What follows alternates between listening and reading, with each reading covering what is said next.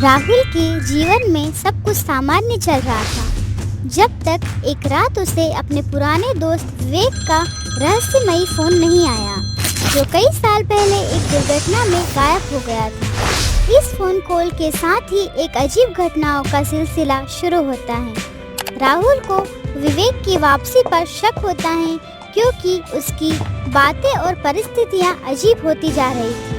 जैसे जैसे कहानी आगे बढ़ती है, छुपे हुए रहस्य और धोखे का पर्दाफाश होता है। राहुल अपने घर में आराम से बैठा है। सामने चाय का कप और एक किताब रखी हुई है।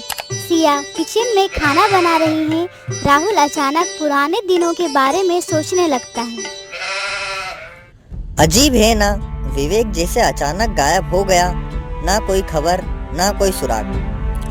तुम फिर से उसी के बारे में सोच रहे हो? 5 साल हो गए हैं, शायद हमें आगे बढ़ना चाहिए। हाँ, लेकिन कभी कभी लगता है कि कुछ अधूरा रह गया। तभी फोन की घंटी बजती है। राहुल फोन उठाता है। दूसरी तरफ से एक जानी पहचानी आवाज सुनाई देती है। राहुल, राहुल, राहुल, मैं विवेक हूँ। क्या तुम मुझे सुन सकते हो? विवेक, तुम जिंदा हो? 5 साल से तुम कहाँ गए थे? यह अभी नहीं बता सकता, पर समय आ गया है कि तुम सच्चाई जानो। आज रात मेरे पुराने घर आ जाओ। यह कैसे हो सकता है? तुम तो... चलो ठीक है, मैं तुम्हारे घर आ जाऊंगा। फोन कट जाता है। सिया ने राहुल की बात सुनी थी और चिंतित नजर आने लगती है। कौन था? विवेक का फोन? ये कैसे हो सकता है? यह मैं नहीं जानता, लेकिन मुझे उसके घर जाना होगा। कुछ तो अजीब है। रात को राहुल विवेक के पुराने घर पहुंचता है। घर पहले जैसा वीरान और अंधकारमय है। दरवाजा खटखटाने पर मनीषा दरवाजा खोलती है, जो घबराई हुई दिखती है। राहुल, तुम यहाँ इतने सालों बाद? हाँ, विवेक ने मुझे बुलाया है। क्या वो यहाँ है? विवेक? ये कैसे हो सकता है? वो तो 5 साल पहले। अंदर आओ। राहुल घर में प्रवेश करता है। घर के अंदर एक अजीब खामोशी है। अचानक बाहर से दरवाजे की दस्तक होती है। राहुल दरवाजा खोलता है। सामने पुलिस इंस्पेक्टर श्रीवास्तव खड़े होते हैं। क्या आप राहुल हैं? हाँ, लेकिन आप यहाँ क्यों?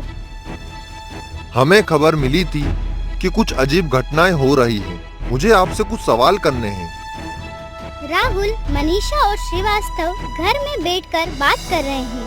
तभी अचानक घर के अंदर से किसी के चलने की आवाज आती है। सभी लोग चौंक जाते हैं। ये आवाज कहाँ से आ रही है? मैं देखता हूँ, आप लोग यहीं रहे। श्रीवास्तव घर के अंदर बढ़ते हैं। तभी एक छाया दरवाजे के पीछे से गुजरती है। मनीषा घबराकर राहुल की ओर देखती है। ये विवेक है। ये कैसे हो सकता है? इंस्पेक्टर श्रीवास्तव छाया का पीछा करते हैं, लेकिन उसे पकड़ नहीं पाते। घर के अंदर रहस्यमयी वातावरण बन जाता है। कुछ तो जरूर है जो छुपा हुआ है। यह कोई साधारण मामला नहीं लगता। कहीं ऐसा तो नहीं कि विवेक के साथ कुछ बहुत बड़ा हो रहा है जो हम समझ नहीं पा रहे हैं? राहुल और श्रीवास्तव विवेक के पुराने दोस्तों और उसके जीवन की गहराई में जाकर छानबीन करते हैं। धीरे धीरे वे एक छिपी हुई सच्चाई के करीब पहुंचते हैं। विवेक की मौत की खबर एक छलावा निकली। असल में विवेक एक गुप्त परियोजना में शामिल था, जो सरकार और कुछ ताकतवर लोगों से जुड़ी थी। मुझे शक हो रहा है कि विवेक एक बड़े खेल का हिस्सा था।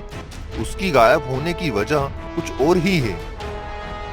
लेकिन वो सब हमसे क्यों छुपा रहा है? क्या उसे अपनी जान का खतरा था? कहानी के अंत में पता चला है कि विवेक ने अपनी पहचान बदलकर खुद को छुपाया था। वह एक गुप्त वैज्ञानिक परियोजना में काम कर रहा था, जो लोगों की यादें मिटाने और बदलने पर आधारित थी। विवेक ने खुद अपनी यादें मिटा ली थी, लेकिन धीरे धीरे उसकी पुरानी यादें लौटने लगी। जिससे वह फिर से संपर्क में आया। मैंने खुद को छुपाया था, एक गुप्त परियोजना का हिस्सा बनाया था जो लोगों की यादों से छेड़छाड़ कर रही थी। मैंने अपनी यादें भी मिटा ली थी ताकि मैं सुरक्षित रह सकूं। तुमने अपनी यादें मिटा ली थी, लेकिन अब क्या होगा? अब मैं भाग नहीं सकता, मुझे सच का सामना करना होगा। इस परियोजना का सच सामने लाना होगा, वरना यह बहुत लोगों की जिंदगी तबाह कर देगी। हमें इस सच्चाई को दुनिया के सामने लाना होगा, अब और खेल नहीं। जो भी हो विवेक, हम तुम्हारे साथ हैं। अब ये लड़ाई तुम्हारी अकेली की नहीं है। कहानी का अंत इस बात से होता है कि विवेक ने जो गुप्त तकनीक और परियोजना से जुड़ा रहस्य छुपाया था, वह अब दुनिया के सामने लाने के लिए तैयार है।